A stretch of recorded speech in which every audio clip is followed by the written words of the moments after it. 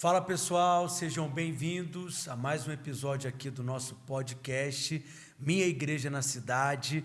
E como sempre, já quero fazer um pedido aí para você de cara, deixar o seu like aí, a sua curtida nesse podcast. Com certeza você vai gostar e vai ser muito edificado, suprido espiritualmente. Se você ainda não está inscrito no nosso canal, não deixe de se inscrever também. Deixe aí acionado o sininho para que você possa receber notificações sempre que novos conteúdos forem compartilhados aqui com você. E esse é o nosso propósito, usar aqui essa plataforma para que você possa ter um conteúdo rico espiritualmente para ser suprido, alargado em revelação, em fé, com a experiência de tantas pessoas que nós temos recebido aqui, e mais uma vez na companhia aqui do Arthur. Dá um alô, Arthur. Isso aí, gente, mais uma vez estou aqui, privilégio de fazer parte, estou tendo um feedback bem legal do pessoal em todos esses podcasts, e é uma honra, né, estar com os convidados tão especiais assim, igual a gente está tendo. Estamos aprendendo muito, né, Arthur? Sim, demais. É isso aí. Hoje o nosso convidado é um cara que tem influenciado muito o nosso país, a nossa liderança de pastores, principalmente no meio de pastores jovens da minha geração. Então, assim, é uma honra, uma alegria muito grande recebermos hoje o Theo Hayashi. Seja bem-vindo, Theo. Ô, Pedro, Arthur, um prazer estar aqui com vocês. Obrigado pelo convite, cara. Muito bom, Theo. Uma honra, né, Arthur? Demais, uma referência para a nação inteira, de verdade. Graças a Deus, glória a Deus, toda a glória a Jesus. E para começar, Theo, a gente já quer assim, te abençoar, te dar um presente. E assim, não somos responsáveis pelo presente, né, Arthur? É sempre a galera aqui da produção do podcast que prepara. Sei. Mas sinta como se fosse uma homenagem, né? Tá certo. Cada convidado nosso é surpreendido assim com um presente. Eita, A gente Vamos tem ver. esse costume, né? Todo podcast a gente inicia Dá um presente. entregando um É isso aí. presente. Esse aqui é o seu. Pô, cara. Agora, o que será que tem aqui, nem eu Vamos sei ver. direito. Vamos ver, pode abrir aqui? Então não me responsabilizo, por favor. Pode abrir Pode aqui. fazer um então, suspense assim para a galera pô. também. Obrigado, gente. Vamos ver aqui. O que tem aí? Ô, louco, mano. Tem alguma... Nossa. Sushi, gente. É um sushi japa, né? Caramba, aqui, ó, o será, sushizinho hein? aqui. Fresquinho, tá até geladinho aqui, né? Aí sempre o presente tem a ver com o convidado, né? Mas a nossa primeira dúvida é Sim, olha. se é japa mesmo ou se é coreano. Não, isso aqui é japonês e eu sou japonês também. Ah, sim. Aqui, ó, pra galera que tá Aí, vendo. Daqui a pouco pessoal. eu vou, depois do podcast, eu vou mandar ver. Acabou de vir de um rodízio, né? Porra, a gente acabou de comer carne, né? Então, Mas fica mas à muito vontade. bom, muito bom. Obrigado, gente. Curti, vou curtir. Muito bom, Theo. Que bom, obrigado, gente. Theo, conta um pouquinho pra gente, assim, eu sei que hoje você está pastoreando a igreja Monte Sião, lá em São Paulo, a Zion, né? Mas o seu ministério aqui no Brasil começa com o Dunamis? Como é que é esse começo? Sim, começou com Dunamis, né? Na verdade, assim, hoje eu sou pastor, eu, Júnia, minha esposa, nós pastoreamos lá a Zion, e antiga Monte Sião, nós mudamos o nome faz, se eu não me engano, acho que coisa de 2 anos, mas eu comecei, na verdade, no Brasil com o Dunamis. Certo. Eu morava fora do Brasil, estava fazendo ministério nos Estados Unidos e estava lá já quase 10 anos. E, na verdade, fora do Brasil há quase 10 anos. Você foi estudar? Na verdade, eu fui fazer faculdade, né? Certo. Estudar, e eu fui fazer faculdade de psicologia. No meu processo de fazer faculdade, morando em república, longe de família e tudo, cara, eu não encontrei uma comunidade. Eu não vou jogar culpa nisso, tá? Mas, assim, a verdade é que eu não encontrei uma comunidade de jovens que estavam apaixonados por Jesus.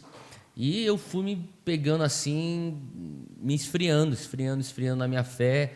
Meus primeiros 2 anos de faculdade, frios espiritualmente. Tive um encontro com Jesus radical no meio de uma balada, uma noite aí doida. O Senhor Jesus me encontrou, o Espírito Santo, de uma maneira sobrenatural.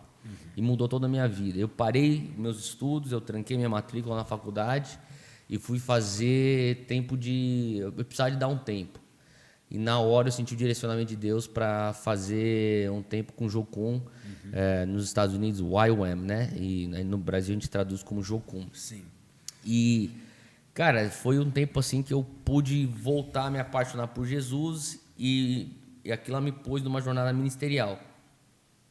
E aquele momento de missões, eu faço aquilo lá mais ou menos 3 anos, rodando Ásia, Europa. Com a Jocum. Com o Jocum.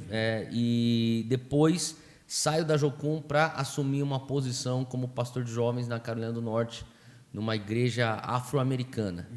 Então foi um choque cultural também ali. E foi lá, eu fui lá, na verdade, por conta do meu pai espiritual, meu pai na fé, que era o pastor sênior. Então, sim, o Senhor me direcionou para lá. E eu pensei, vou ficar aqui pro resto da minha vida. Até porque eles queriam que eu assumisse a igreja. Sim. E eu acabei escutando o Senhor em 2008, volta ao Brasil. Larga tudo. Daí, então, eu já tinha voltado a estudar também, já tinha terminado a faculdade e tal. Estava fazendo um mestrado por lá também. E o Senhor falou, interrompe tudo, interrompe teu processo de cidadania. Não te chamei para você viver o sonho americano, eu te chamei para você viver o sonho do reino. Você era solteiro na época? Solteiro, na verdade estava solteiro, mas assim, já no relacionamento, pensando já para uma coisa mais séria, né? Um casamento. E o Senhor falou, ó, essa pessoa aí não é para você, uma pessoa de Deus, mas não é para você, e aí não é também para você ficar, e não é para você se tornar cidadão americano, e também não é para você assumir essa igreja. Então o Senhor foi tirando as coisas e falou, ó, põe isso no altar, e põe isso no altar, e põe no altar, e põe no altar. Falei, Deus, então para onde que eu vou? O que eu faço? O que o Senhor quer de mim? Eu quero que você volte ao Brasil. Falei, mas o Brasil não precisa de mim. O Brasil está cheio de igreja gigante, mega. Para que eu vou fazer no Brasil? E o Senhor começou a falar comigo sobre discipular uma nação. O que significa discipular uma nação, não apenas na quantidade, Sim. mas você, de fato, ter uma sociedade que reflete os valores do reino. Né? Então, eu estou vendo aqui estou aqui nesse estúdio aqui no papel de parede vários reformadores. Né? Foram pessoas que influenciaram além das 4 paredes da igreja. Né? A gente está aqui na sala John Wesley, que é um dos meus heróis da fé. John Wesley, assim, a rainha falava, se não fosse por John Wesley, Grã-Bretanha estaria numa crise que a gente não sabe se a gente recuperaria. Até hoje os historiadores ingleses falam isso. Sim. Então, quer dizer, era um evangelho que vai além das 4 paredes da igreja. Então eu senti incumbido pelo Senhor, eu falei assim, ó, eu quero fazer alguma coisa no Brasil que vai além das 4 paredes da igreja. Você topa fazer parte disso? Falei, lógico, esse é o teu propósito, eu digo amém para isso. E eu senti muito forte do Senhor, porque eu tinha ido para a faculdade, crente, mas eu me desviei na faculdade. E voltei também na faculdade. Então, quer dizer, esse momento dos anos de formação acadêmica na faculdade é um momento muito vulnerável para o jovem. Você está aberto a tanta ideia, cara, você quer experimentar uma par de coisa, então você está aberto. E eu falei, cara, a gente precisa de uma representação do reino cheia do Espírito Santo, alguma coisa relevante nas faculdades, porque eu voltei ao Brasil e todos os meus amigos, e nem quando eu voltava assim para passar Natal com a família, né? Meus amigos com quem eu cresci na igreja, todos estavam desviados e se desviaram na faculdade. E eu falei, pô, mas não tem nada que está acontecendo assim do reino, assim, de uma maneira contundente dentro da faculdade? Eles falavam, está acontecendo isso, outro aquele ministério lá e tal. Mas eu falei, cara, a gente precisa de uma coisa assim mais, entendeu? Mais assim, na cara. E então o Senhor falou, ó, vai lá e faz alguma coisa na universidade. Então a gente começou o Dunamis no Mackenzie, lá em São Paulo. Sim. E do Mackenzie foi multiplicando para outras universidades com expressões que a gente chama de Dunamis Pockets, que são essas reuniões semanais dentro das universidades, liderado pelos universitários que nós treinamos. E como que elas funcionam assim na prática? Então, na prática, assim, a galera está na faculdade e fala assim, olha, eu quero começar alguma coisa do Dunamis na minha universidade. Beleza, passa pelo processo seletivo, faz o processo seletivo, a gente vai te levar para um treinamento.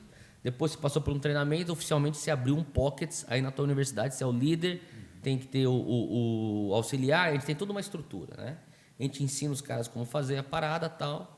E daí a gente tem todo um sistema de monitoramento que a gente ver aonde a gente está indo, quem está fazendo o que está sendo pregado. Então a gente tem o meio com controle.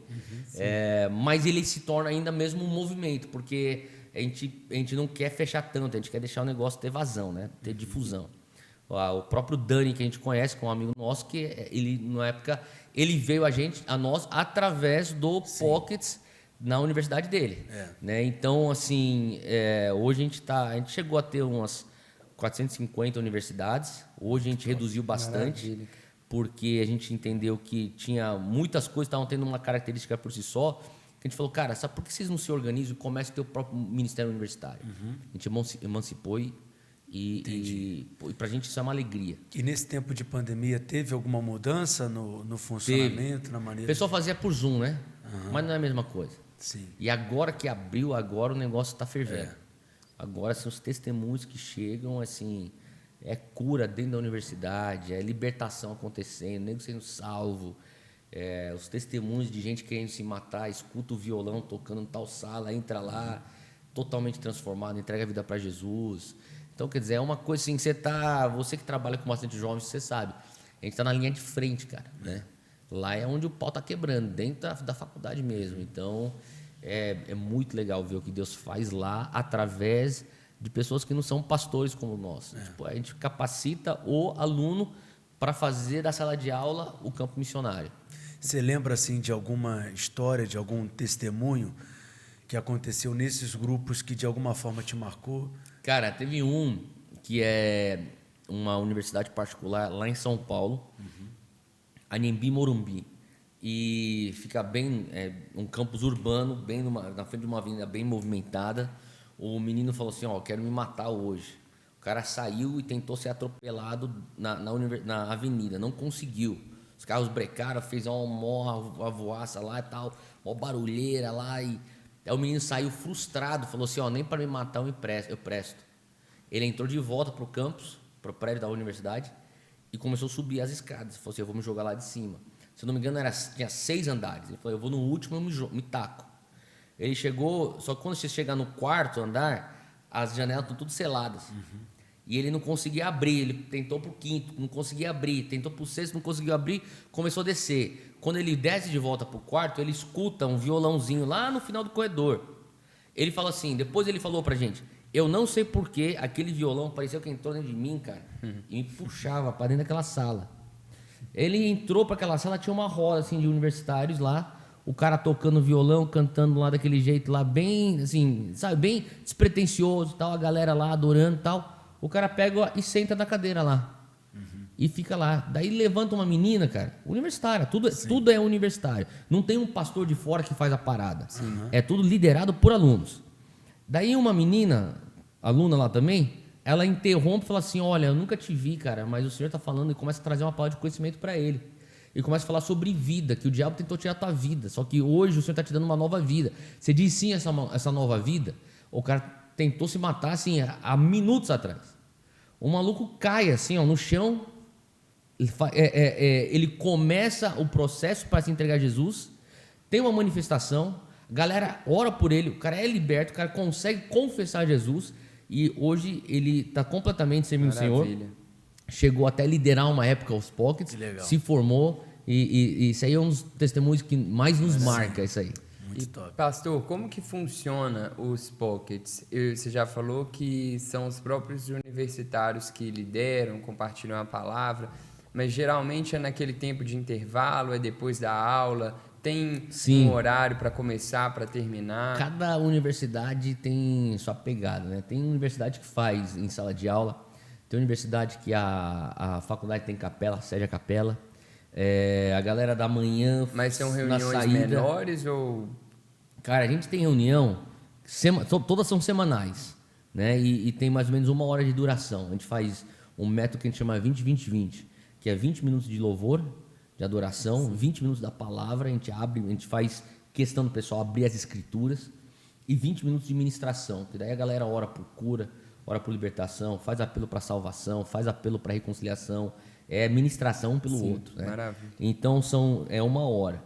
E você tem pockets aí que você tem talvez 12 pessoas, e a gente já chegou a ter pockets, tem um pockets aí, se eu não me engano, antes da pandemia, estava batendo 400. Que isso. Os caras faziam no escadão, velho. Então ficava assim uma arquibancada. Então, quer dizer, é um culto, entendeu? É uma igreja dentro da universidade, 400 universitários. Então, quer dizer, você tinha de tudo. Então, E não se limita só em São Paulo.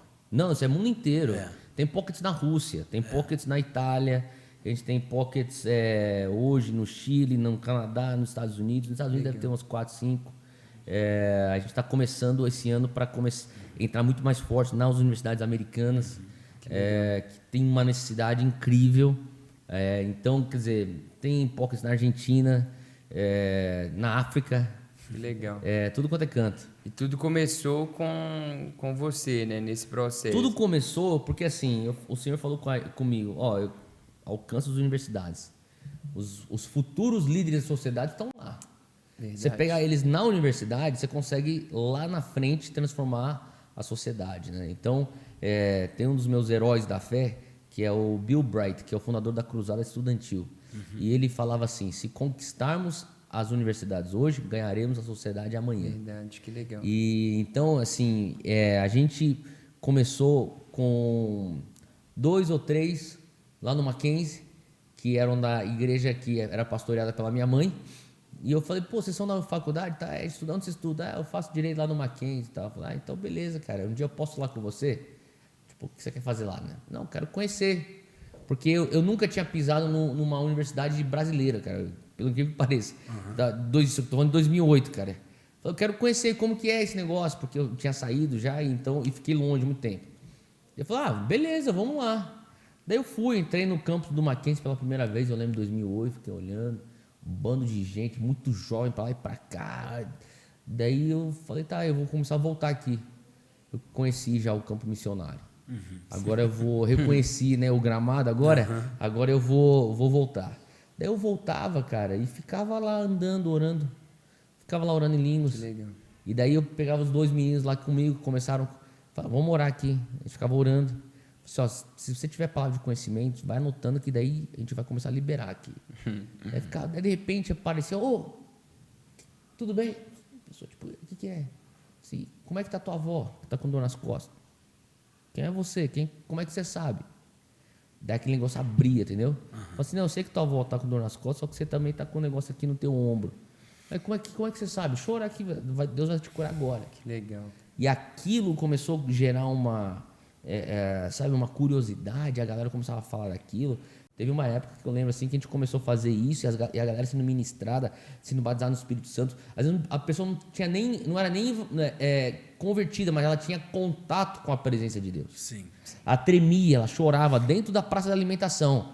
Começou a juntar assim, uma galera aqui. Eu lembro uma vez lá no Mackenzie, começou a juntar uma galera e falou assim, semana que vem eu tô aqui de volta para falar sobre espiritualidade.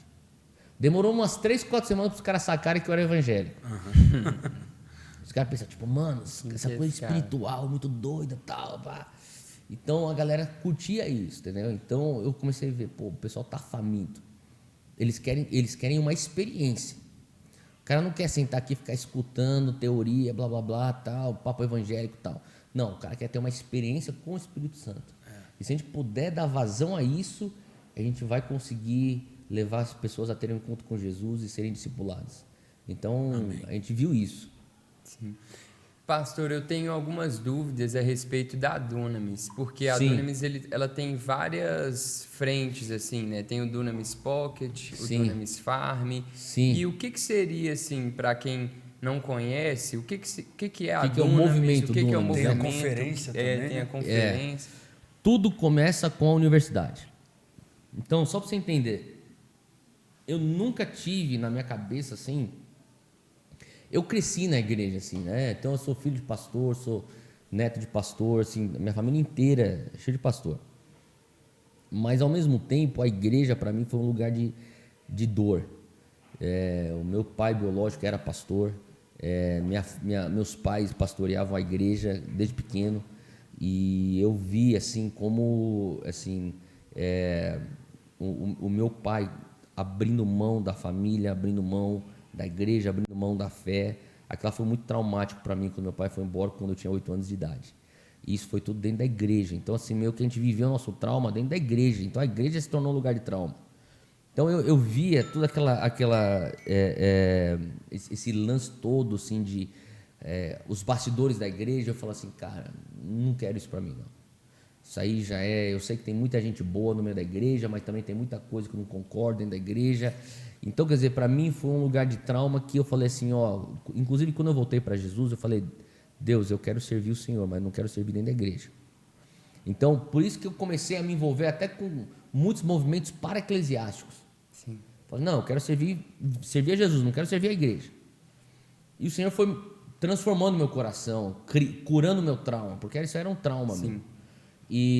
Mas o Dunamis começa como um movimento para-eclesiástico. Eu falo assim, se as igrejas conseguissem alcançar os universitários, não teria que ter a necessidade do Dunamis. Eu oro para que um dia o Dunamis não seja necessário, né? Então, você tem diversos ministérios para-eclesiásticos que vêm para estar junto ao lado da igreja. Mas eu comecei a entender, eu estou vendo diversos jovens evangélicos saindo com fé da igreja para a universidade e se perdendo no meio do caminho. Alguma coisa tem que ser feita aqui. E se tem que ser um movimento para-eclesiástico, amém, que seja. Então eu falei sim para aquilo. Então hoje, assim, começa com a universidade. Depois que a gente começou a ver os pockets crescendo, a gente começou a falar assim, a gente tem que juntar esses jovens para a gente trazer um direcionamento, para a gente trazer isso aqui que o Espírito está falando para nós como Dunamis. Vamos fazer uma conferência? Beleza, vamos montar uma conferência aqui.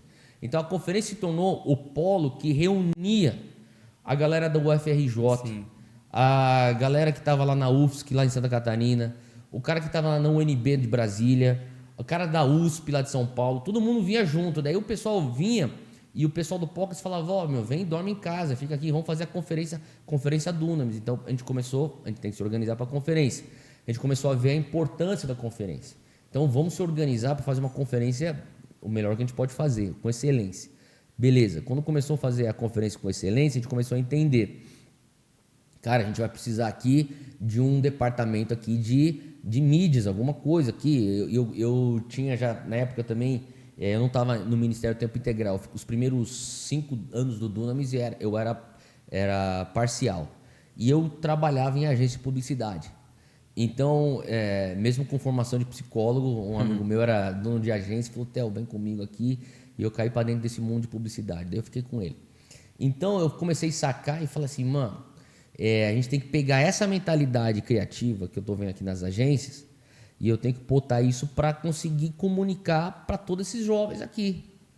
Então, daí eu comecei a ver que estava cheio de gente das melhores agências lá de São Paulo colando nas nossas reuniões. Falei, não, vamos montar então aqui uma produtora, vamos começar a nossa própria agência aqui também, para a gente suprir pro movimento. Então você tem hoje que é a parte da Big Wave, que é a nossa agência produtora. Sim. Você tem também as nossas conferências, que foram daí os nossos treinamentos. Daí tinha os Dunamis Pockets. Daí o que a gente começou a falar assim, cara, a gente paga uma nota para esses lugares de retiro, para acampamento, para treinar os caras. E se a gente tivesse o nosso próprio lugar de retiro? Começou a orar. Daí o Senhor começou a falar comigo, não é só um lugar de retiro, é um lugar para construir uma universidade. Sim. E é uma fazenda. A gente começou a orar, o Senhor nos deu então uma fazenda lá em Registro, que é entre São Paulo e Curitiba, a sul do estado de São Paulo. E daí a gente está rodando até hoje escolas de treinamento missionário, a gente está rodando e já está começando aqui aos poucos a faculdade. E, eles então, moram lá, os alunos? Os alunos todos moram lá. Então a gente tem mais ou menos... Qual que é o período? Cara, roda o ano inteiro. Então a gente fechou uma parceria com... Na verdade, assim, o fundador da Jocum, o Lauren Cunningham, estava já na América do Sul palestrando, dando treinamentos. E a gente falou, Lauren, vem visitar e conhecer a fazenda. Ele conheceu a fazenda do Dunamis Farm, e ele falou assim, eu quero ajudar a Dunamis Farm. Como que eu posso fazer isso? Falei, Lorne, a gente precisa rodar coisas aqui dentro. Ele falou assim, então vamos abrir uma exceção, mesmo vocês não sendo uma base de Jocum, vamos fazer vocês rodarem alguns programas de Jocum aqui dentro? Falei, pô, isso é uma bênção pra gente. Então hoje roda, estava lá ontem, Pedro. A gente estava lá mais ou menos, sei lá, eu diria umas 350 alunos. Que legal. estão lá. Então, rodando diversas escolas, desde escolas do Dunamis, escolas da Jocum, lá na fazenda do Dunamis, e começando também as nossas aulas nas faculdades lá também. Então, o pessoal mora lá. Hoje a gente tem capacidade para receber mais ou menos umas 400 pessoas lá. Então, essa é a fazenda. E daí foi uma coisa foi puxando a outra. Daí a gente começou a falar, pô, a gente precisa publicar material. Vamos abrir uma editora. Agora a gente precisa compor nossas músicas. Abre aí um selo, entendeu? Então, uma coisa foi puxando a outra. Mas eu diria que tudo começou com a necessidade do universitário. Sim. E o primeiro Pocket foi Mackenzie. Mackenzie. Aí depois, quando chegou para o Brasil, já veio para São Paulo. Não, o Mackenzie... E quando que teve essa explosão para Santa Catarina? Isso, Daí o pessoal começou... Daí também assim, eu tô falando aqui, 2009. Daí a internet, assim, existe, obviamente, mas não é aquela coisa de mídias sociais. Mas daí a galera começa a escutar falar. Daí a gente começa a receber e-mail, mensagem. Daí era Facebook na época, a galera mandava mensagem. Pô, meu, você tem alguma coisa aqui no Rio? Tem alguma coisa aqui para Campinas? O primeiro, que se não me engano, foi Campinas, porque a gente era muito assim, dentro da cidade de São Paulo, e a galera da Unicamp falando, traz alguma coisa para cá, tal. E eu tenho família em Campinas, né? Minha família é dividida entre São Paulo e Campinas. Daí eu ia lá direto, conhecia a região. Daí falou, pô, você quer começar? Pô, eu vou para São Paulo para ser treinado. Os caras vinham, passavam, faziam uns treinamentos mequetrefe lá mesmo na hora lá. Tipo, lê isso aqui, faz isso aqui. Tipo, daí eu falava pro Dani, estrutura essa parada aqui pra mim, cara. A gente tem que ter um treinamento assim de verdade, cara. Então, daí a gente começou a rodar os retiros. E, então, quer dizer, foi uma coisa assim que era... na época era o Cezão, depois foi o Felipe. Quer dizer, vários líderes passaram liderando, que hoje são líderes ligados, né, a Zion, ao Dunamis. Muitos vieram pelo Pockets, né? Então, quer dizer, a gente foi um pedindo pro outro. Daí, como começou para ir para fora do Brasil, os caras se formavam, assim, lá, sei lá, na Unicamp. O cara falava assim: vou para Torino fazer um mestrado, quero levar o Pockets. Falei, mas, pô, não conheço ninguém lá, eu vou levar o Pockets. Demorou, então leva lá. De repente os caras mandavam foto aqui de uns bandos de italiano no... Tamo aqui, vou no Pockets aí, entendeu? E os caras mandavam vídeos, os caras cantando italiano. Eu falei, caramba, e muitos eram brasileiros que se formaram e iam fazer mestrado fora do Brasil. E daí eles levavam Pockets lá. Então, e daí a gente começou a ver assim que gente que nem... Daí o próprio russo lá, teve um vídeo aqui, os russos pegaram e começaram, eles multiplicando. Entendeu? Então, quer dizer, daí os caras falam, você tem treinamento em russo? Não tem não, cara. Mas tem que fazer.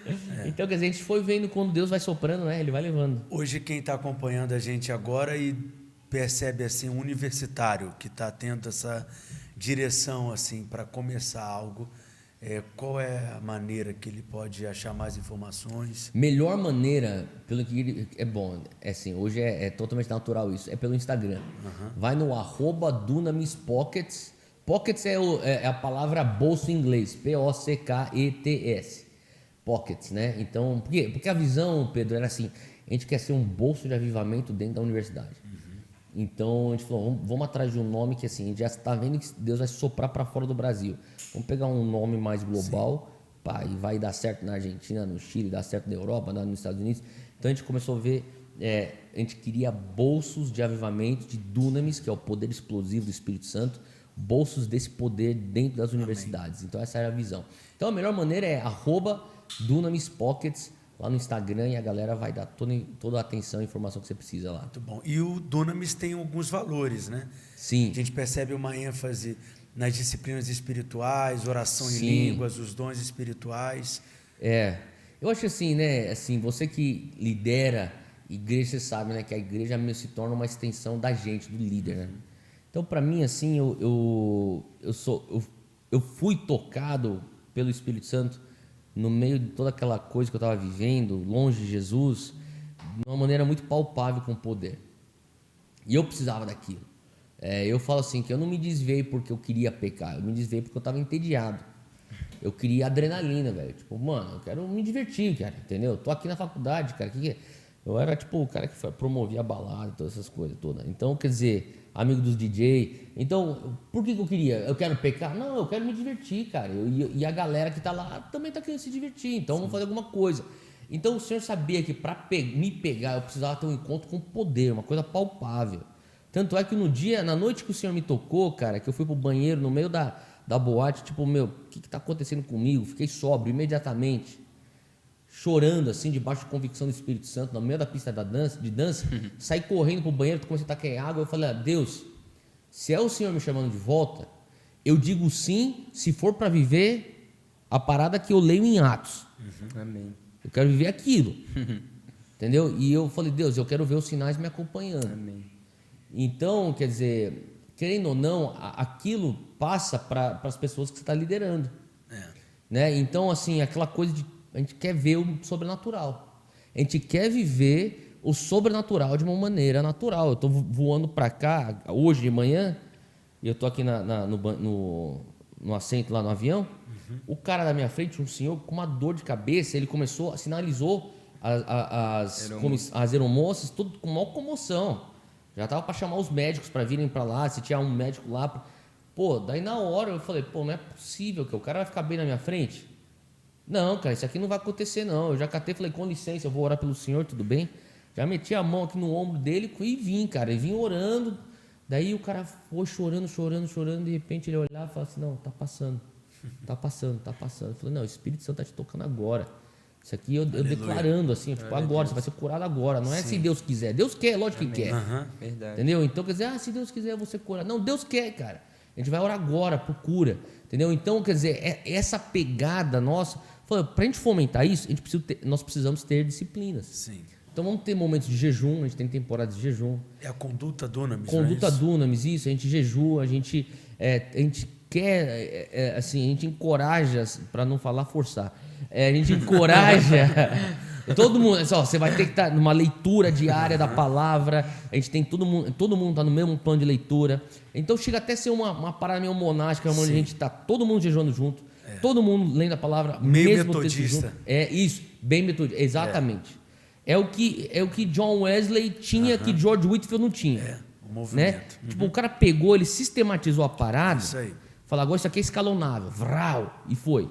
Então, querendo ou não, a gente estava conversando no almoço, né? A minha raiz é metodista, meus avós todos são ministros metodistas e tem certas coisas assim que você, por mais que a gente se renovou tudo e minha mãe se renovou tudo, a gente ainda mantém. São as, eu diria assim, os fundamentos da fé, da maneira como a gente foi criado. Querendo ou não, eu levo isso também para onde eu acabo liderando. Então, tem essa conduta assim. Muito top. E hoje você está vivendo essa transição Tem quanto tempo que você assumiu a Zion? Cara, a Zion faz um tempinho já. A gente assumiu em 2013.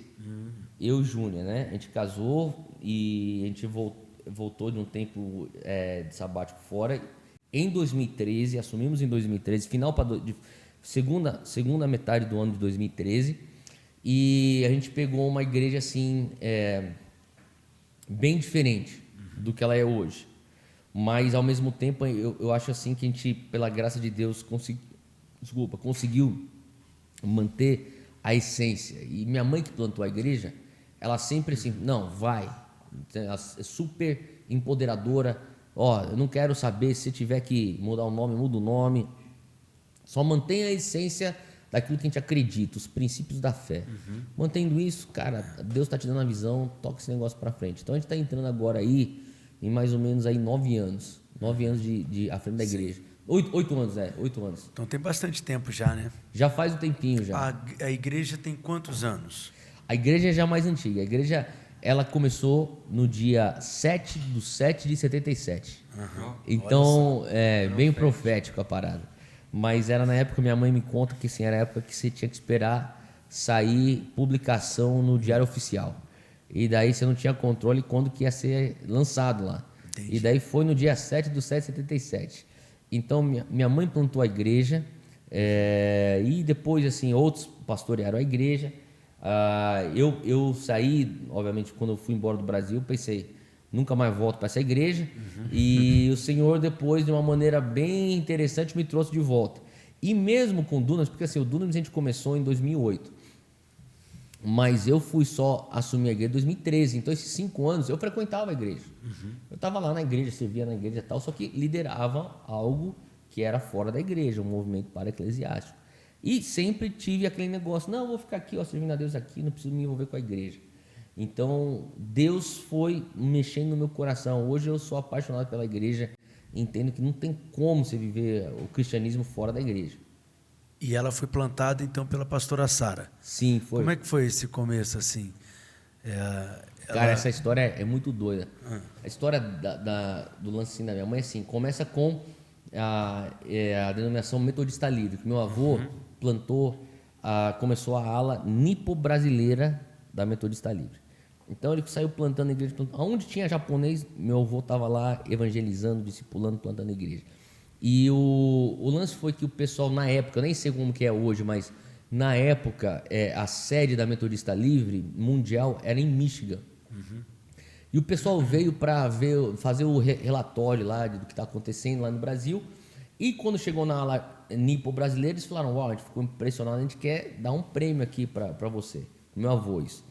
Meu avô, como um bom japonês, recusou o prêmio. O japonês tem esses trecos doidos, assim, né? Não faço nada mais do que minha obrigação. Não, entendeu? É aquela coisa assim, o pessoal fala assim, mas como que é isso? Eu tenho um tio meu, que, assim, fugindo do assunto, que é engenheiro de uma... Eles fazem embreagens para GM. E o cara descobriu um problema que tinha na embreagem da S10, que... tipo, economizou para a Chevrolet assim, milhões e milhões. O cara descobriu o problema com o cabo de vassoura. Você tem uma noção. O cara Seu pegou. tio. Meu tio. Ele botou assim o cabo de vassoura assim, no motor, falou, liga aí. E botava aqui assim, ó. Falou assim, ó, tem negócio tá errado aqui, ó. E ele falou, ó, abre aí, pode abrir. E daí os caras consertaram. O presidente da GM falou, não, eu tenho que te agradecer aí, vou te dar um prêmio, um bônus. Falou, não. Como assim não vai? Não vai, pode cancelar a cerimônia, não vou receber o bônus. Falou, não, mas como assim não vai receber o bônus? Não, se você for dar bônus para todos os mecânicos, daí eu recebo o bônus. É assim. Não, então não precisa dar bônus. Faço nada mais do que minha obrigação. Então, tipo, o japonês tem umas paradas dessas assim, né? Meu avô fez a mesma coisa. Não quero, não fiz mais nada que minha obrigação. Era vir aqui plantar a igreja, plantei a igreja. Daí minha mãe, que é um pouco mais brasileira, falou assim, não, mas eu recebo prêmio. Vai ter prêmio.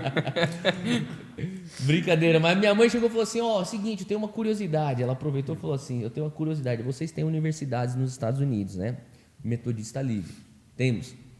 Existe alguma aí que eu poderia fazer o meu mestrado em teologia lá? Isso em 71. Eles falaram, não, a gente quer dar uma bolsa para você.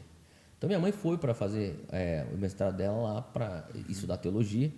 Em 71, ficou lá 71, 72, 73. Só que nesse ínterim, tinha uma universidade no sul da Califórnia, a Azusa Pacific University. E nesse ínterim, estava acontecendo um avivamento no sul da Califórnia, que é o que eles chamam do Jesus Movement, que eram vários hippies se convertendo. Eram assim, coisa de todo final de semana, na praia de Santa Mônica, tinha 3.000 hippies que eram batizados, cara. É de lá que saiu o movimento Calvary Chapel, a Capela do Calvário, desse avivamento. Sim. Cruzada Estudantil, Jocum, Vineyard, tudo saiu, e tantos outros saíram por conta desse avivamento que eles chamavam o Jesus People Movement, né? O movimento do povo de Jesus. E eram muitos hippies se convertendo. E daí minha mãe vai lá e estuda durante essa época. Enfim, daí ela falou que ela estava numa assembleia da universidade, que é evangélica, né? E, de repente, do nada, um cara perto dela se levanta no meio da assembleia e começa a orar em línguas. Mais alto pra caramba, assim, tipo, no meio do culto, assim, da pregação. E daí foi uma comoção, a galera chegou, tipo, tentando abafar o menino lá, tá? Daí minha mãe prestou atenção no que aconteceu na assembleia e voltou pro professor dela e falou: o que aconteceu aquela hora lá na assembleia? Daí o professor falou assim: não, aquelas coisas lá não acontecem mais não acontece nos dias de hoje não, isso aí já morreu. Aí eu falei assim, você já morreu, por que aconteceu com ele? Porque quando ele começou a falar aquilo lá que ele falou, que eu não entendi nada que ele falou, eu estava orando em línguas, eu senti tanta paz, tanta alegria. Que é esse negócio?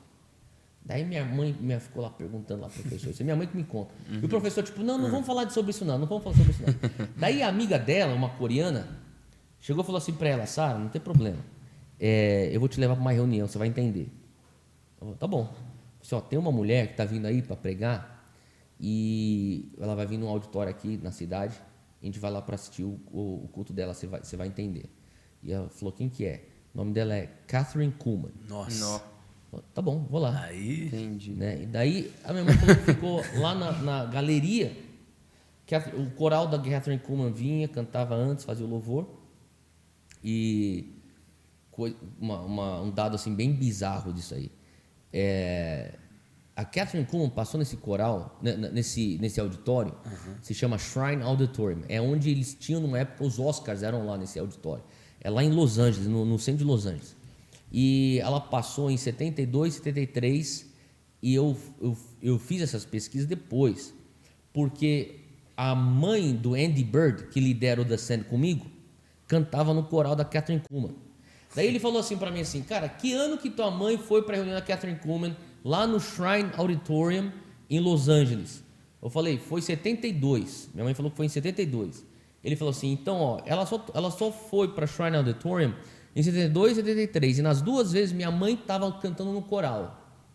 E naquela noite, minha mãe falou assim, que quando a Catherine Kuhlman subiu no palco, ela com o vestido branco dela, grandão, ela falou assim, come Holy Spirit, vem Espírito Santo.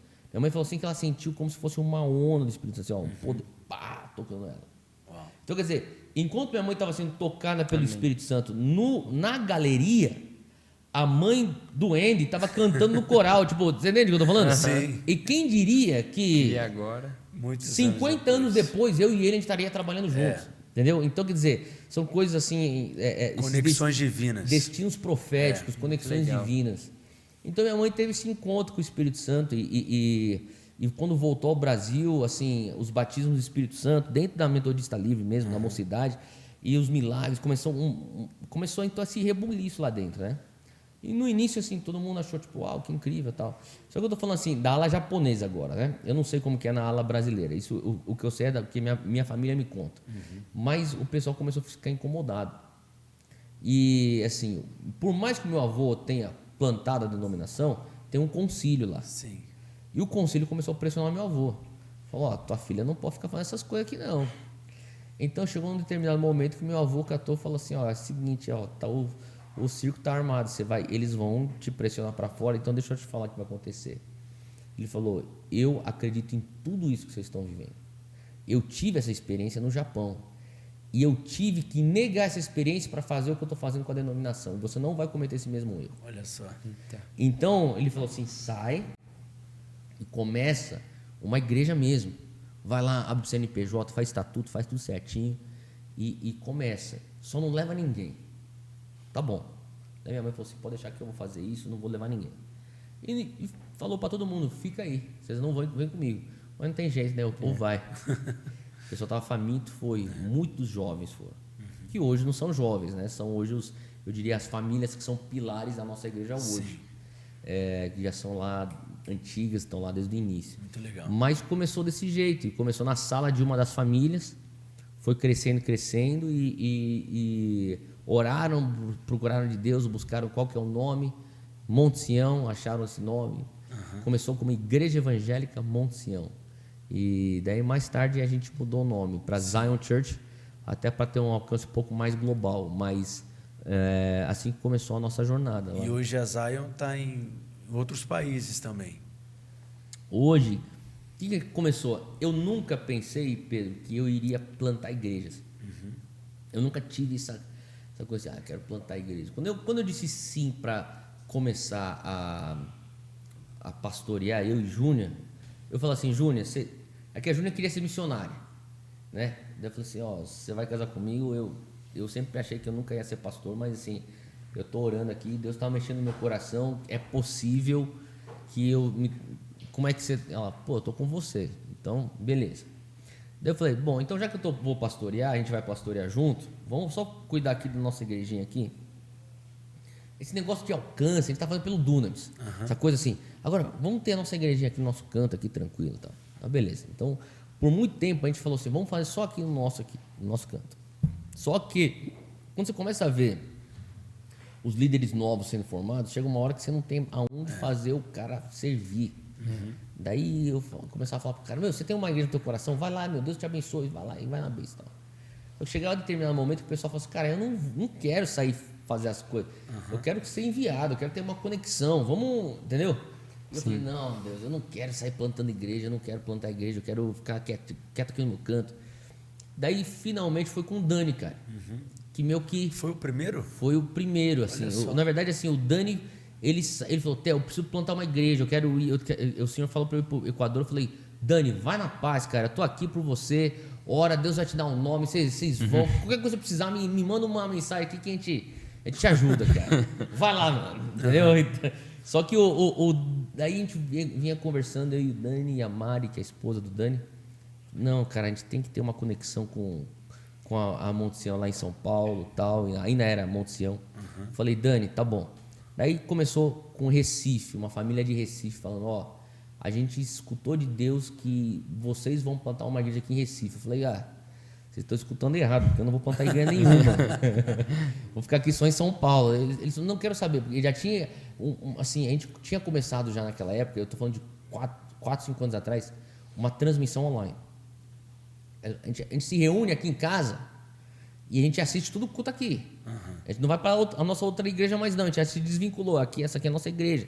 Daí os caras ficam mandando o dízimo. Falando, não, bota o dízimo para outro lugar. Não, mas aí é a nossa igreja. Eu falei, caramba, Deus. Eu fui orar e o Senhor começou a falar, não tem como você evitar isso. Você pode fazer de uma maneira diferente do que você já viu. Tem certas coisas que você prefere fazer de uma maneira diferente, pode fazer, só que você não vai conseguir evitar isso. Então tá bom. Então, a gente começou a se abrir para a plantação de igrejas. Então, hoje, a gente está em São Paulo, nós temos as expressões em São Paulo, a gente está lá em Quito, no Equador, em Santiago, no Chile, em Recife, Maceió e Lisboa. Que top. E para começar também em outros lugares na Europa. Só que, assim, uma das coisas que o Senhor pôs muito no nosso coração é, quando for para fora do Brasil, para alcançar o povo daquela nação, né? Sim. Então, assim, uma das coisas que... Não são brasileiros necessariamente. Exato. E, assim, que você vai lá para a igreja do Dani e você não pensa... O Daniel, assim, você vê ele quando ele começa lá, o cara incorpora um equatoriano lá e fala, mano, esse cara aí não é carioca não, velho, tá doido, esse cara aí é um equatoriano. É um desafio ainda né? maior, né? Ele se aculturizou, né? E a mesma coisa o Eduardo lá em Lisboa, e tem já um pessoal lá em Paris também agora, tipo, tudo francês. Falei, cara, eu não falo francês, mas assim, eu tenho certeza que estão pregando a palavra aí. Mas brincadeira, a gente tem o tradutor que a gente faz tudo certinho, Mas é legal isso. A pastora Sara continua ativa, assim? Ela é membro do conselho, né? Eu, assim, a gente estava conversando um pouquinho sobre a questão de denominações, né? Uma das coisas que eu vejo, assim, hoje, para as igrejas novas que estão sendo plantadas por jovens pastores, eu vejo essa coisa desbravadora, muito forte, muito importante. Mas tem uma coisa assim que eu fico assim um pouquinho... Às vezes eu pergunto para alguém que está assim na minha geração, mais novo, falo, cara, você presta contas para quem? Né? Você presta contas para alguém? Porque eu realmente creio, cara, que assim o limite de poder traz segurança. A curto prazo pode parecer que é uma coisa que trava a gente, né? Então, quando eu disse sim para aquilo, eles já falaram, seguinte, quando a gente está falando sim para assumir a igreja, sim. Vai ter um conselho, você responde para o conselho, e o conselho vai determinar certas questões, e a gente vai estar olhando primordialmente em 3 áreas da tua vida. A gente vai estar olhando a tua questão doutrinária, se está de acordo com aquilo que é bíblico, a tua questão financeira, se as coisas estão em ordem e feitas de uma maneira responsável, e a tua questão moral, se a tua vida moralmente está também de acordo com a palavra e teu casamento está bem. Então, quer dizer, de certa maneira, o conselho para mim, alguns podem pensar, pô, você tem que responder para um conselho. Pode até pensar que é uma coisa que é um fardo, mas para mim me dá uma segurança. E eu não teria de uma outra maneira. Para mim é muito importante que eu tenha um conselho para prestar contas. Então minha mãe está no conselho. O conselho são compostos por 5 pessoas, todas mais velhas. Tem 2 PhDs de teologia dentro do conselho. Tem executivo dentro do conselho. Então, quer dizer, são pessoas que têm mais sabedoria do que eu lá dentro. Talvez não tenham a expressão que eu tenho em termos de a plataforma para divulgar a palavra. Mas eu não preciso disso. O que eu preciso é de pessoas que conseguem puxar minha orelha. E são todas pessoas que não têm total tranquilidade de fazer isso para mim. Tem um lá que quando me vê, ele fala, oi, tudo bem? Deixa eu falar com a Júnia antes. Fala assim, ele senta a Júnia, como é que ele está te tratando? É a primeira coisa que ele pergunta. E ela continua, prega lá, ministra? Ministra, inclusive assim, ela pede, não me deixa aqui sem fazer nada, inventa alguma coisa. Ela assim, eu quero continuar ativa. Então minha mãe assim, ela ainda é muito ativa. Ela prega, fala assim, eu não quero fazer parte daquelas reuniões chatas que eu fazia antes. Você faz, só que ela deve pregar um domingo em São Paulo a cada 6 semanas. Sim. Mas daí são vários cultos, né? Uhum. E eu falo para ela, mãe, você tem certeza? São 4 cultos esse domingo. Ela fala, você pensa que eu sou o quê? Não tô velha não, eu aguento sim, eu aguento até mais que vocês. Então eu falei, então tá bom, mãe. Então, e daí ela prega, então é bem legal. E o pessoal curte pra caramba. Eu pensava assim, pô, eu ficava pensando, vou dar uns toques pra minha mãe, né, pra ela conseguir comunicar.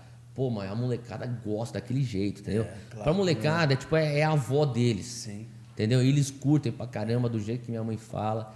E vira e mexe, assim, os cultos de jovens mais cheios que a gente tem é o culto que ela vai ser entrevistada. Eles fazem isso uma vez por ano. Então, o pastor de jovens lá na Zion... Como que é essa entrevista? Assim? Porque assim, bota o sofá, põe lá, minha mãe não toma café, só toma chá. Traz o chazinho dela lá e vamos fazer um bate-papo com a pastora fundadora. Como que era lá no começo? Dela começar a contar. Entendeu? E eu falo para minha mãe, agora tem que trazer os valores. Sim. Então minha mãe, ela traz os valores contando história, né? E você começa a ver, isso aí é muito da humanidade, do ser humano, né? Da história da humanidade. Você sente, você escuta a tradição oral que exato, vai sendo passada. Né? O avô contando pro neto, era assim na minha época e tal. E, então, quer dizer, eu vejo isso acontecendo, é muito legal. E falando nisso, Theo, quais são assim, as suas fontes? Pessoas que te inspiraram, ou autores, mentores, e que, enfim, influenciaram e te ajudaram tanta coisa, a se construir. Cara. Tanta coisa. Você mencionou aí John Wesley. John Wesley com certeza é um herói para mim na fé, né? Assim, eu voltei a estudar recentemente também, tive que escrever fazer um trabalho dele, revisitar a história dele foi assim muito, o Senhor me encontrou no processo todo, sabe? Me inspirou demais. Mas eu diria assim, hoje assim, os meus mentores, pessoas que eu tive assim uma honra, um privilégio que assim, eu sou muito grato a Deus por isso. Esse último ano a gente passou num sabático, né? Eu e Júnia, a gente foi para Kona, no Havaí, e lá onde está a Universidade das Nações da Jucum. Ficou um ano lá? Ficamos um ano lá. E assim, eu topei o desafio de ir lá um ano com uma condição. Na verdade, tinha algumas condições, mas talvez a principal era essa. E a principal era, eu falei com o Andy e com alguns outros amigos meus que lideram lá o campus lá em Kona. Falei, cara, será que o Loren Cunningham, o fundador da Jucum, que mora lá, teria tempo para se reunir comigo regularmente? Eles falaram, cara, eu vou conversar com ele. E o Loren, muito aberto, com uma humildade assim que assim, inigualável. O cara falou assim, eu quero conversar com o Theo toda oportunidade que eu puder ter. Cara, ele me ligava assim no meio do nada, Theo, vamos comer taco? Ele gosta de comida mexicana. Falei, pô, demorou, vamos lá. Daí ele falava, passa aqui em casa aqui. E ele ficava lá numas reuniões dele lá, entre as reuniões, ele falava assim pra mim, vamos lá comer taco lá, agora vamos lá pegar um sorvete lá. E ele falava assim, faz qualquer pergunta, cara. Então, quer dizer, eu tô falando de um cara que, assim, 86 anos de idade, começou o jogo com 24, se não me engano, 24 anos de idade. Hoje, assim, assim, já serviu, né, como membro do conselho da Portas Abertas, Cruzada Estudantil, foi do conselho do Billy Graham, né, hoje é do conselho do Rick Warren, entendeu? Então, assim, é um cara assim que viveu de tudo, né? Já orou, já ministrou, não sei quantos presidentes norte-americanos. Tava fazendo no governo passado, não agora do Biden, do anterior, fazia o estudo bíblico mensalmente na Casa Branca para o vice-presidente, para todo o gabinete também, entendeu? Então, assim, é um cara assim e com uma humildade, velho, entendeu? Que eu falava, eu fazia as perguntas assim que o cara trazia assim uma sabedoria, eu falava, caramba, cara. Então, e com certeza o Lorne é uma influência muito forte na minha vida. Ed Silvoso também é um outro que é muito também que me influenciou muito, foi um dos precursores do avivamento da Argentina, foi um dos acadêmicos da Fuller também, então um cara cabeçudo pra caramba, e hoje assim eu tenho o privilégio de poder ter esse acompanhamento dele bem perto, né? Então ele é um cara assim, ele é o cara que quero perguntar pra Júnior como que você tá. Não quero saber como que você acha que você tá. Sim. Ele chega na lata e pergunta, Júnior, como é que ele tá? Como é que ele tá te tratando? Então, quer dizer, ter esses caras na minha vida, para mim, assim, eu vejo um presente de Deus para mim. E quem me influenciou muito no ministério, até hoje, assim, nunca conheci, não tive a oportunidade de conhecê-lo, é o John Wimber, da Vineyard, o fundador da Vineyard. Sim. A maneira dele fazer igreja, a teologia dele também, a maneira como ele enxergava a igreja na sociedade, John Wimber. Teólogos hoje que assim me inspiram muito. Scott McKnight é um teólogo do Novo Testamento que assim eu leio as coisas e falo assim, uau, isso aqui é incrível, me inspira bastante. N.T. Wright é um cara também que me inspira bastante.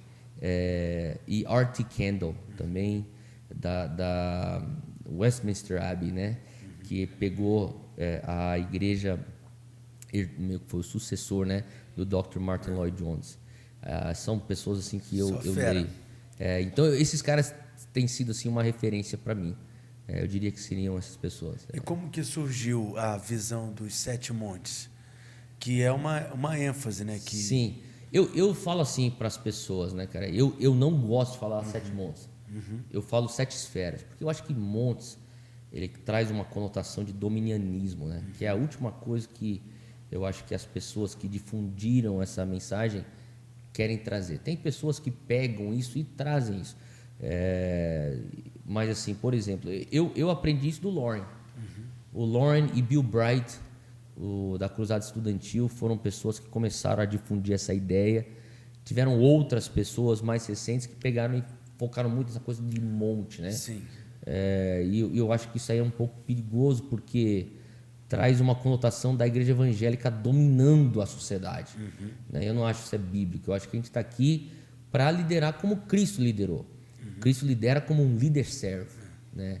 Então, eu acho assim, a ideia é você enxergar a grande comissão como um processo da pregação, né? do querigma, mas também do ensinai, do didactus. Né? Então, quer dizer, você tem uma coisa que é do evento, da pregação do evangelho, que é assim, vou fazer a pregação, quero fazer o apelo, quero o altar cheio, quero decisões para Jesus, faz parte, muito importante. Mas também tem a parte do ensinar, que é um processo, não é um evento. Né? E esse processo é uma coisa que você vai marinando a sociedade com os ensinamentos do reino. E eu tô como um agente do reino para ensinar os princípios do reino para um empresário. Sim. Que eu falo para o cara, você não é um cidadão de segunda classe espiritualmente falando só porque você nunca vai estar atrás de um púlpito. Né? Então, que nem um pouco do movimento celular no Brasil, que eu achei que a gente perdeu um pouco, foi que a gente não pensou naquilo que era além das 4 paredes da igreja. Então, eu via muitos amigos meus confusos, falando, Theo, meu sonho é ser um advogado. Mas se eu quiser servir a Deus, eu vou ter que abrir mão disso. Quer dizer que então eu não consigo servir a Deus sendo advogado? Eu tenho alguns primos meus que são médicos. Eles me questionavam, porque teve uma época que a gente estava bem envolvido no movimento celular. E na nossa igreja, eles me questionaram, falaram assim, ô primo, como que funciona, cara? Então quer dizer que você vai pregar o evangelho, eu vou ficar cuidando de paciente doente. Eu oro e jejuo mais que você. Então quer dizer, e eu não vou ficar liderando célula até. Então quer dizer, eu sou menos espiritual que você. Falei, não, então quer dizer, eu fui começar a estudar isso, começar a perguntar para o Lord, como é que é a tua ideia de discipular uma nação? O que significa isso na prática? E eu vejo hoje a igreja como a esfera que ensina. A igreja ensina as outras esferas a viverem o reino nas suas esferas. A igreja é uma das 7 esferas. Sim, seria a maneira como a gente divide, que assim, que não é uma doutrina, não está na palavra, isso aqui é uma metodologia. Sim. Né? Uma metodologia, assim como passaram já outras metodologias, que nem G12, sei lá, outras coisas. Eu lembro na época do Yang Cho, minha mãe foi. Eu lembro quando minha mãe foi para a Coreia em 84, ela trouxe. Grupos familiares. A célula, tipo, para mim, tipo, criança, ela ficou de 84 a 90 e pouco, rodando várias igrejas com os materiais do Yang Cho, que ela traduziu e tal. E eu, tipo, não entendo nada desse negócio aqui, mas enfim. E daí teve um outro movimento que saiu da Colômbia, daí teve outro movimento que saiu lá do centro-oeste do Brasil, e daí todos eles melhorando. Mas melhorava o quê? Uma metodologia. Né? Era um método, não era uma doutrina em si. Né? Então, eu vejo assim essa coisa das 7 esferas como uma metodologia. Tem gente que fala assim, não são 7 esferas, são 8. Amém. Tem gente que fala que são 12. Amém. A questão é a mesma, a gente tem que discipular uma nação. Então, o pessoal fala sobre a igreja, educação, família, comunicação, que envolve imprensa, veículos da imprensa, a economia, a parte empresarial, né, de business, a parte da política, tudo que é o setor de política pública, e artes e entretenimento, que envolve celebração, que envolve esportes. Então, quer dizer, assim, a igreja sendo uma esfera que tem aqui como a incumbência de ensinar a palavra. A cultura do reino. Exato. Como é que você vive isso na educação? Como é que você vive isso na tua família e assim por diante? Eu acho que essa é uma crise comum, né?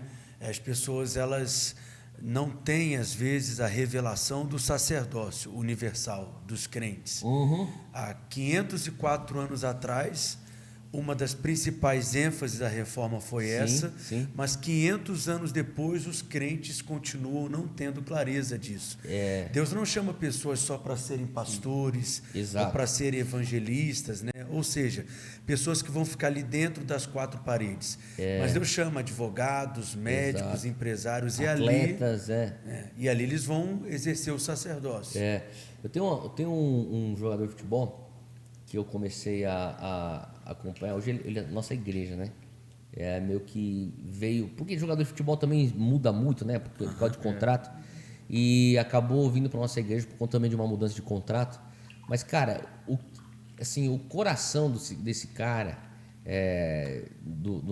tá jogando na Série A hoje, né? No Brasil. Falou, Theo, eu quero largar tudo, cara. Eu quero ir pro ministério. Eu falei, pelo amor de Deus, cara, você não faça isso não, cara. Falei, não, eu tenho que largar, eu quero servir a Deus. Eu falei, você tem noção que os jogadores que você está conseguindo alcançar para Jesus... Tipo assim, eu sempre gostei da bola, mas quando eu começo a escutar a história dos bastidores, eu falo, cara, que ambiente difícil para você viver a tua fé. E ele começou a contar assim, nossa realidade é essa. Porque os caras não param quieto, porque tá concentração, viagem. Então, quer dizer, é difícil ter uma vida em família, você não tem aquela coisa que talvez eu e você temos de, domingo, vamos para a igreja com a família. Não tem isso, né? Então, e ele falou assim, cara, eu falei, você é um pastor aí dentro, cara. Você está liderando uma coisa que pastor de ofício de igreja não consegue fazer o que você faz. E as conversões, os casamentos restaurados, pessoas sendo discipuladas. Cara, vira e mexe, ele me liga e fala assim, estou jogando hoje aqui em Belo Horizonte. Você tem inclusive, se os caras vierem aqui, eu vou te chamar. O pessoal faz os cultos lá na concentração. Muito legal. Conhece algum amigo teu pastor aqui e tal? Daí eu falo, vira e mexe, eu ligo. Pessoal, você consegue fazer um culto lá e tal? Sim. E, cara, assim, mas no final das contas, a gente vem e faz os cultos. Só que quem que discipula os caras? É o cara que está no dia a dia. Isso aí. Entendeu? Então, assim, ele está formando discípulos lá dentro da concentração, nos treinos, nas viagens. Então, você vê assim, fala assim, cara, que incrível você vê o evangelho, assim, indo para todo canto da sociedade, com a revelação do crente que nós somos sacerdotes, que é o que você está falando. Quando a gente pega isso, a gente consegue ser sal da terra e luz do mundo lá na sociedade. E vai, com certeza, alcançar pessoas que talvez nós nunca alcançaríamos, né? Exatamente. Eu falo que cada tipo de peixe tem um tipo de isca para você conseguir alcançá-lo. Exato. E um ministro, por exemplo, eu, você, o Arthur, não consegue falar todas as linguagens para alcançar todos os tipos de pessoas. Exatamente. Né? É muito Mas isso. podemos influenciar. Agora, esse ano, Theo, é um ano aqui no Brasil chave, né? 2022 é um ano de eleições Sim. presidenciais e vamos além de eleger presidentes, governadores, enfim, senadores, deputados. E é um tempo que o país, a gente percebe esse ambiente de polarização e, enfim, de mudanças. E como que você está enxergando esse ano? Outra pergunta, como que você enxerga que a igreja deve se posicionar e os líderes que estão nos acompanhando agora nesse podcast? Porque é uma das esferas também, né, que você colocou. Sim, com certeza. Cara, é bem complicado, né, isso aí. Esse assunto é um assunto que sempre dá o que falar, né? Mas vamos lá. Não tem como fugir, é isso mesmo. A gente, além de sermos cidadãos da terra, nós somos cidadãos de sociedades aqui. Né? Nós vivemos numa sociedade civil, a gente vai ser impactado por aquilo que acontecer nas urnas. A gente tem responsabilidade também como parte de uma sociedade civil. Então, assim, a gente tem que votar e votar consciente e votar com responsabilidade. Eu acho que assim, é importante a gente votar entendendo que a gente cumpre uma obrigação nossa como cidadão, mas aquela pessoa que for entrar lá, seja a pessoa que você quer que entre ou a pessoa que você não quer que entre, não é o salvador da pátria. A única pessoa que pode salvar o Brasil é Jesus. Verdade, então é isso. Agora, eu entendo que aquela pessoa pode facilitar ou dificultar para a igreja, ela pode facilitar ou dificultar as expressões do reino na terra, lutar ou não lutar por justiça. Eu entendo todas essas coisas e pessoas vão ser impactadas pelas decisões daquela pessoa. O primeiro ponto que eu falaria eu acho que a gente tem que começar a pensar mais do que só executivo. A gente é muito, assim, sabe, a gente é muito tendencioso a eleições, o presidente ou o governador, entendeu? Concentra muito nisso, né? Muito no executivo. A gente não está pensando tanto no legislativo, né? Assim, você concordando ou não, gostando ou não do Bolsonaro, você viu que esses últimos 3, 4 anos que ele teve aí em Brasília, é uma tensão constante com o Congresso.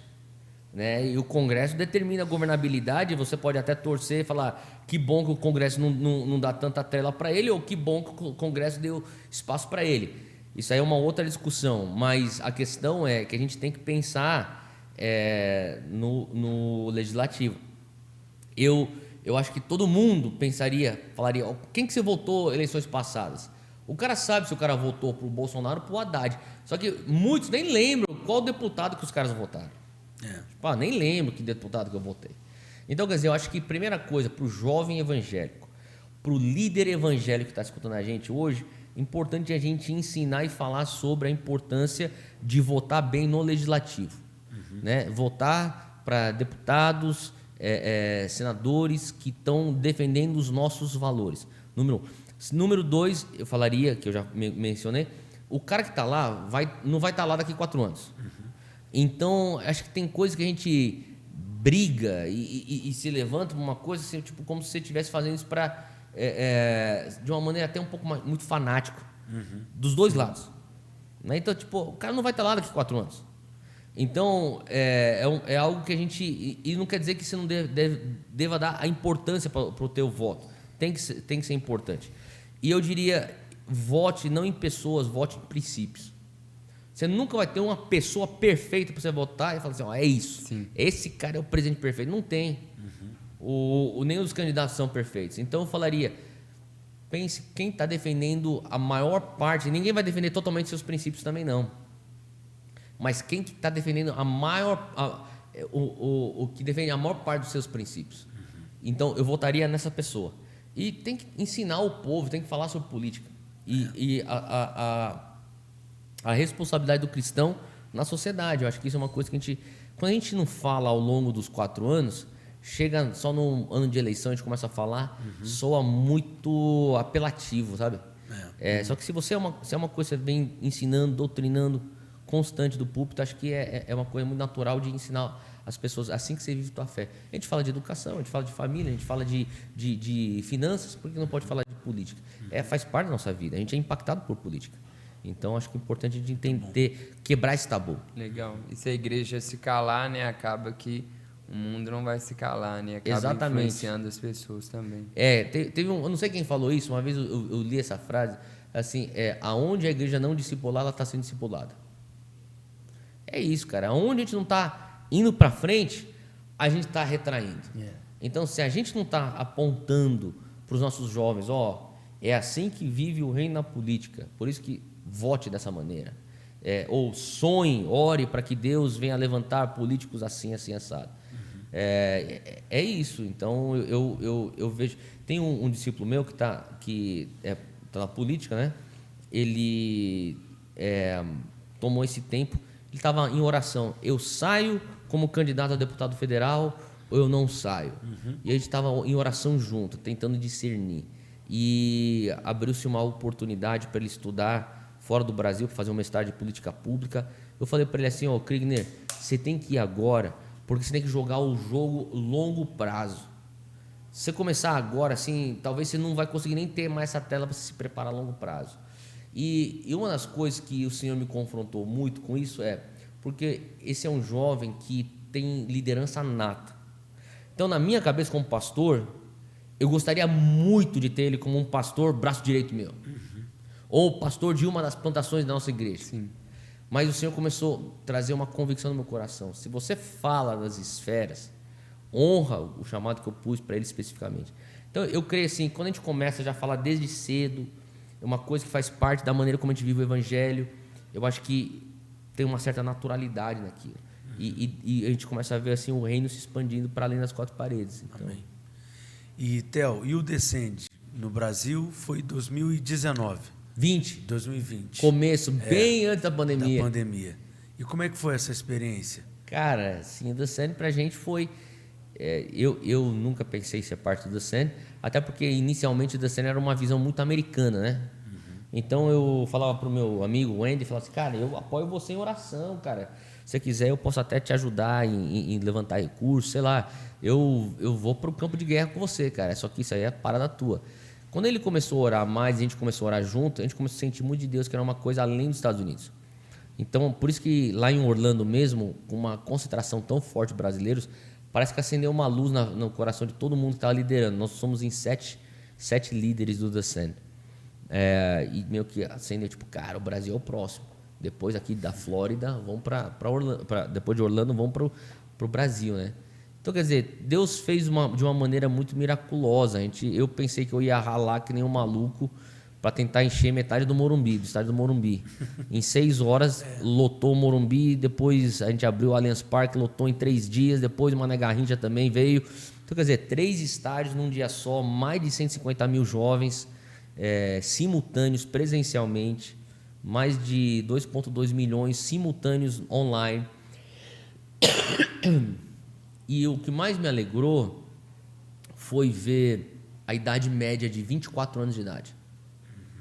Então, eram jovens, né? Então, dizendo sim a uma vida missional, ao grande comissão. Quais foram os frutos que vocês perceberam no pós-Descende? Cara, a gente viu muita gente.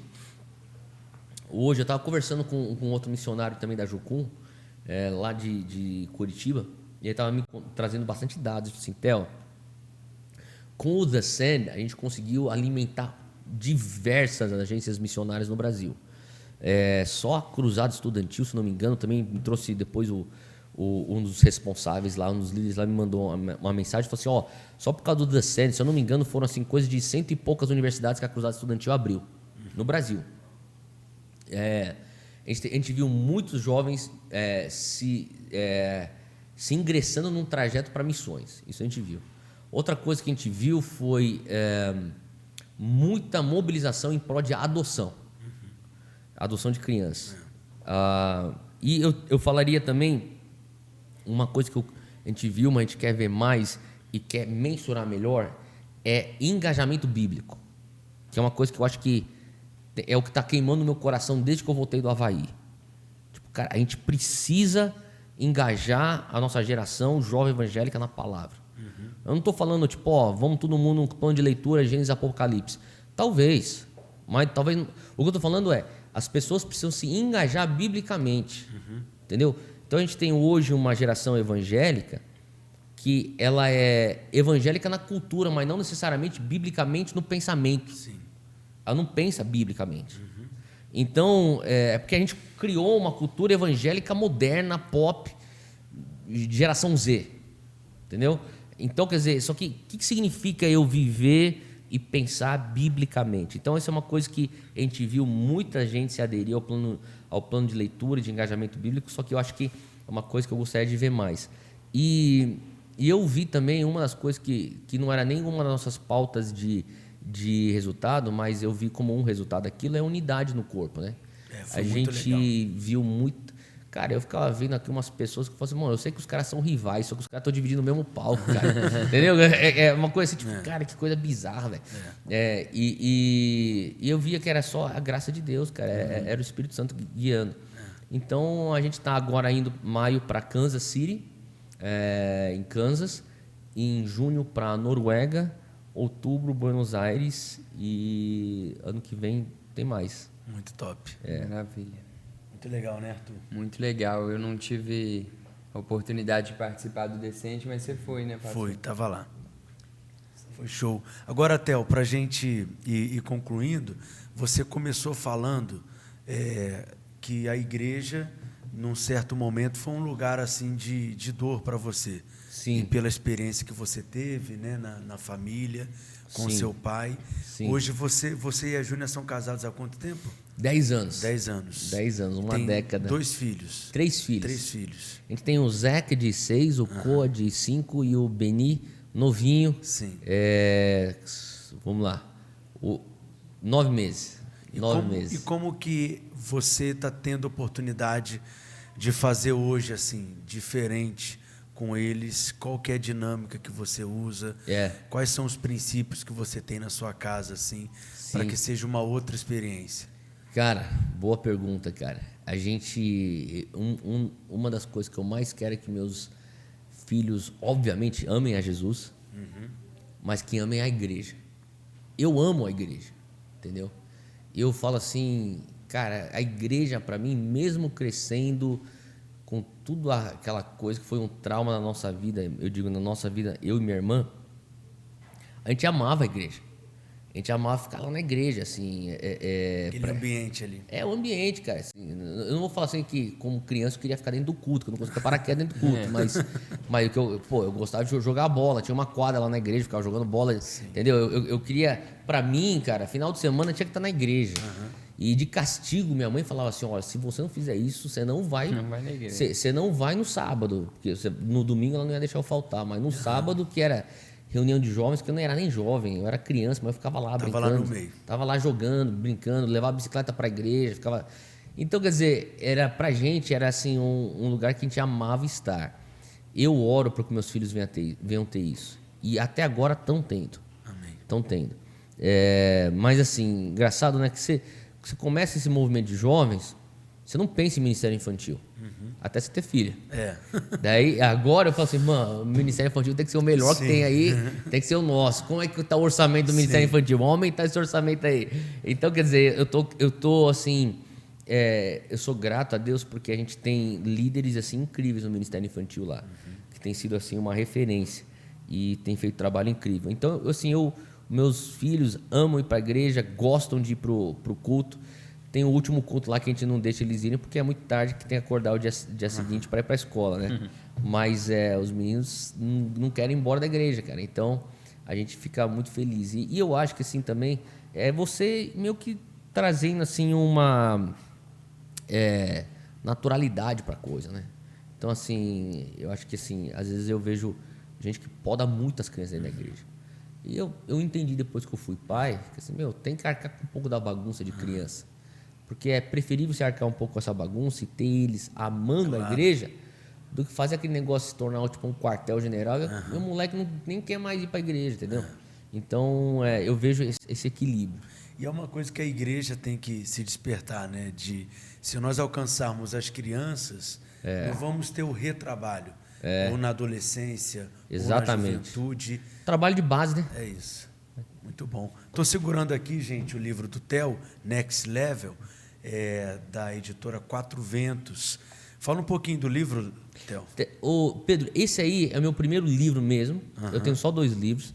Esse é o primeiro livro. Esse livro aqui eu acho que é muito interessante você estar segurando ele, porque é um livro que fala muito sobre liderança. E eu acho que assim, né, liderança, que nem John Maxwell, o especialista em liderança, ele fala, liderança é nada mais, nada menos do que influência. Né? E eu falo, como é que você consegue fazer a tua influência crescer além de você e começar a impactar pessoas para mexer elas do ponto A para o ponto B. Então, o teu próximo nível, next level, é a palavra, o termo em inglês para próximo nível. O teu próximo nível está fora da tua zona de conforto. Então, quer dizer, às vezes a gente quer crescer, só que a gente não quer lidar com as dores de crescimento. Sim. Eu falo muito sobre o processo de você alcançar teu próximo nível em liderança através desse livro. Muito bom. Que legal. O pessoal acha onde, Arthur? É no site da Dunamis. É Dunamis Store, né? isso. O pessoal tá pondo aí, né, no GC e você pode ir lá e pegar lá, Editora Quatro Ventos. Muito bom. E para a gente concluir, Theo, a gente tem concluído o podcast aqui com 3 perguntinhas. Pode ser? Vambora. Uma delas é um livro que te influenciou, que te marcou. Pode ser uma leitura atual, uma leitura mais antiga, um livro que você está sempre lendo, que você pode recomendar aí para a galera. Tá. Bom, eu vou falar de um livro que me marcou muito, talvez o que mais me marcou até hoje. Caçadores de Deus. Tommy Tenney. Foi o tempo que eu voltei para Jesus e um pastor de jovens me deu esse livro e falou, lê isso aqui, que isso aqui vai ser tipo a lenha na tua fogueira. E meu irmão me pôs numa jornada assim de busca de fome por Deus. Foi assim, hoje você pega esse livro, você vai ler, você não vai achar coisas doutrinárias, meu Deus do céu. Mas é aquela coisa que tinha uma unção para despertar fome na busca por Deus. Caçadores de Deus. Muito bom. O seu segundo livro, qual que é o nome dele? Reino Inabalável. Reino Inabalável. Eu falo muito sobre o evangelho do reino de Deus. Muito top. E uma frase, Theo, que pode ser sua ou pode ser de uma outra pessoa que te impulsiona, que te inspira também? Tem uma frase que eu tenho mencionado ultimamente, que é do teólogo que eu mencionei aqui, Scott McKnight. E o Scott McKnight fala que a mensagem dos nossos púlpitos vai forjar as nossas comunidades. Eu tenho pensado muito sobre isso. Que tipo de comunidade a gente quer ter? E quando eu digo comunidade, eu não estou nem dizendo a igreja. Eu digo a comunidade mesmo. Né? Quando a gente prega o evangelho que é extremamente egocêntrico, superficial, a gente vai ter uma comunidade superficial e egocêntrica. Então, quando a gente começa a olhar a nossa comunidade e começa a pensar, eu queria que as coisas fossem mais diferentes aqui ou ali, a gente também tem que pensar o que a gente está pregando nos nossos púlpitos. Acho que elas estão diretamente relacionadas. Muito bom. E a última pergunta é uma marca ou um legado que você quer deixar, né, para a sua geração, enfim, alguma coisa que você quer deixar como herança. Uau, isso aí é forte, isso aí é uma pergunta grande, né? Uma resposta grande. Cara, eu acho que uma das coisas que eu gostaria de deixar para futura geração seria uma das coisas que eu tenho pensado bastante já esses últimos 2 anos: educação cristã de qualidade. Assim, eu fico cansado, velho, de ter que ficar nas universidades conversando com as pessoas e ter que ficar argumentando e os caras falando assim, mas isso aqui é porque o que eu tô falando é ciência, né? Falei, meu irmão, desde quando fé e ciência tem que conflitar? E por sinal, esses artigos que você tá pegando aí, que veio da Harvard, da Princeton, da Yale, deixa eu te falar que tudo isso aí era tudo seminário. E começou para formar missionários e formar pastores. As melhores e as maiores universidades hoje do mundo, as mais prestigiadas, todas começaram como seminários teológicos. Então, para mim, eu fico falando assim, eu gostaria de ver na minha geração o resgate do prestígio da educação voltando à igreja. Amém. Muito bom. Curtiu, Arthur? Demais. Tem mais 150 perguntas, mas a gente tem que ir pro renovo, né? Muito bom. Vamos ter que trazer o Theo de volta. Isso aí. Aqui, né? Obrigado, Pedro. Obrigado, Cara, Arthur, por nós me que receber aqui. agradecemos. Uma honra muito grande. Uma honra mesmo. A honra é minha. Obrigado. Obrigado. Pessoal, obrigado pela sua companhia aqui também nesse episódio. Escreva aí nos comentários o que te inspirou, o que te marcou, o que foi fresco para você. E se você não curtiu ainda, não deixe de dar o seu like. Quanto mais curtidas, mais relevância terá o nosso canal e, consequentemente, mais pessoas serão impactadas, ok? Então é isso. Até a nossa próxima oportunidade. Fica na paz.